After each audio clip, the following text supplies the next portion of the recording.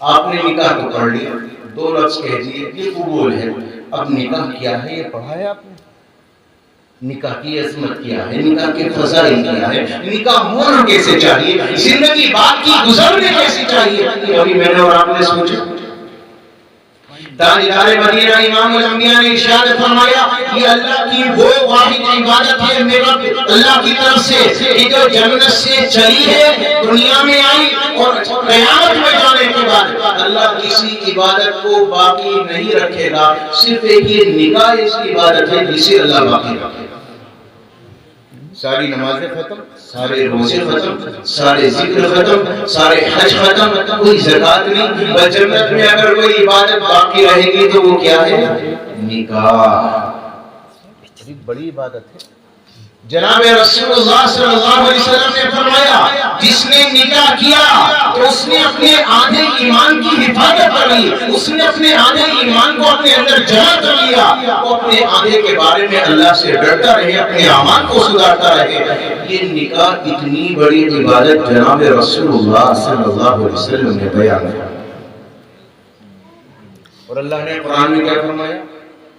وَمِنْ آيَاتِهِ أَنْ خَلَقَ لَكُم مِّنْ أَنفُسِكُمْ أَزْوَاجًا لِتَسْكُنُوا إِلَيْهَا وَجَعَلَ بَيْنَكُم مَّوَدَّةً وَرَحْمَةً۔ اللہ نے اسی رشتہ ازدواج کو سکون کا ذریعہ بنایا، اللہ نے محبت کا ذریعہ بنایا، اللہ نے قلبی راحت کا ذریعہ بنایا۔ دنیا میں تمام رشتے اللہ نے بنائے، لیکن تاجدار مدینہ امام الانبیاء کے دربار عالیہ میں چلو، ماں باپ کی عظمت بڑی ہے، ماں باپ کا مقام بڑا ہے، ان کی عزتیں بڑی ہیں۔ دنیا میں سب سے زیادہ مقدس اور پاکیزہ رشتہ ماں باپ کا، لیکن دنیا میں سب سے اہم اور بنیادی رشتہ اللہ نے شوہر اور بیوی کا بنایا۔ تاجدار مدینہ امام الانبیاء نے فرمایا میں نے دنیا میں بڑے رشتے دیکھے، ماں باپ کا رشتہ بھی دیکھا، اولاد سے ماں باپ کا تعلق بھی دیکھا، بھائی سے بھائی کا رشتہ بھی دیکھا، بہن کا بھائی سے رشتہ بھی دیکھا، یار بھی دیکھے، چچا بھی دیکھے، لیکن تاجدار مدینہ امام الانبیاء نے فرمایا جتنا پیار، جتنی محبت میں نے اس رشتہ ازدواج میں پائی ہے، کسی اور میں اتنی محبت مجھے نظر نہیں آئی۔ سب سے زیادہ محبت اللہ نے اس رشتے میں رکھی۔ کمال کی بات یہ ہے کہ جو زندگی کا اہم حصہ ہے، اور جو زندگی کی اہم عبادت ہے، جس کے ساتھ ہمیں دن نہیں، رات نہیں، صبح نہیں، شام نہیں، ہر سمے ہر وقت چلنا ہے، غریب بات یہ ہے کہ ہمیں اس کے بارے میں ذرہ برابر بھی جانکاری نہیں، ذرہ برابر۔ بیوی کی عظمت کیا ہے، بیوی کا مقام کیا ہے، یہ شوہر کو نہیں پتا، اور شوہر کی عظمت کیا ہے یہ بیوی کی جانتی ہے۔ یہ وجہ ہے نوبت کہاں پہنچتی ہے جو آپ ہم دیکھ رہے ہیں۔ انشاءاللہ اس کے تعلق سے بھی چند باتیں آپ کے سامنے عرض کروں گا۔ لفظ طلاق جسے کہتے ہوئے بھی کئی مرتبہ ڈر لگتا ہے، اس مضمون سے بھی چند باتیں آپ کے سامنے گوشہ گزار کروں گا، لیکن پہلے میں آپ کو بتاؤں اللہ نے یہ عبادت مجھے اور آپ کو عنایت کی ہے، اس کا مقام کیا ہے، اس کی فضیلتیں کیا ہیں۔ آئیے تاجدار مدینہ امام الانبیاء کے دربار عالیہ میں چلیں۔ صحابہ کرام کا مجمع لگا ہے، ایک صحابی درمیان سے کھڑا ہوا اور کہنے لگا یا رسول اللہ آپ کو دنیا میں سب سے زیادہ کس سے محبت ہے؟ سچی بتانا میں آپ سے بھی کہوں نا کہ آپ کے دنیا میں کس سے محبت ہے، تو کوئی آدمی اپنی بیوی کا نام نہیں لے سکتا، لے گا کوئی؟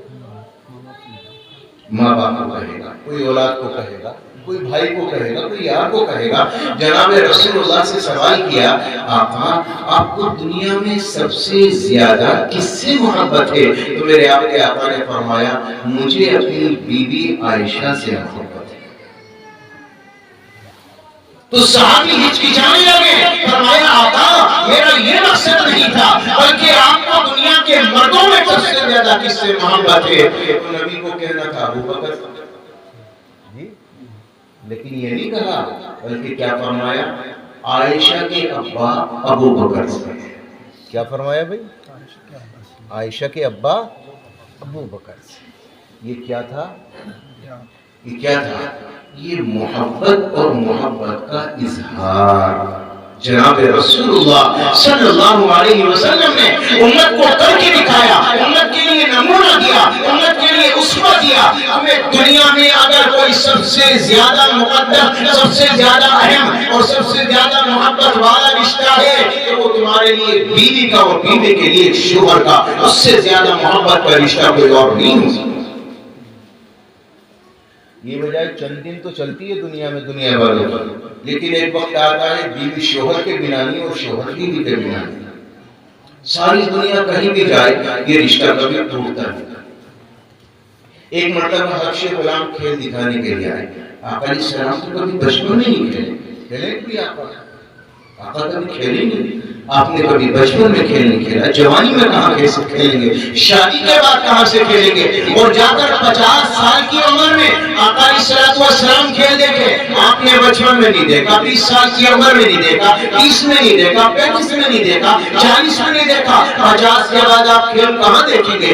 حبشی غلام کھیل دکھانے کے لیے آئے. تاجدار مدینہ اندر آئے. میرے آپ کے آقا نے فرمایا عائشہ حبشی غلام کھیل دکھانے کے لیے آئے ہیں، کہ آپ کھیل دیکھنا پسند کرو گی؟ حضرت عائشہ فرماتی ہیں میں نے کہا کچھ نہیں، لیکن میں مسکرا گئی. میرے کہنے کا مقصد تھا جی ہاں. تاجدار مدینہ دروازے پر کھڑے ہو گئے، ہاتھ یوں لگایا اور حضرت عائشہ یہاں غور سے دیکھنے لگی. عائشہ فرماتی ہے میرے دل کی خواہش یہ تھی کہ نبی چلے جائیں. میں تھک گئی دیکھتے دیکھتے، لیکن تاجدار مدینہ نہیں ہٹے یہاں تک کہ جب میں گئی اس کے بعد جناب رسول اللہ. یہ کیا تھا؟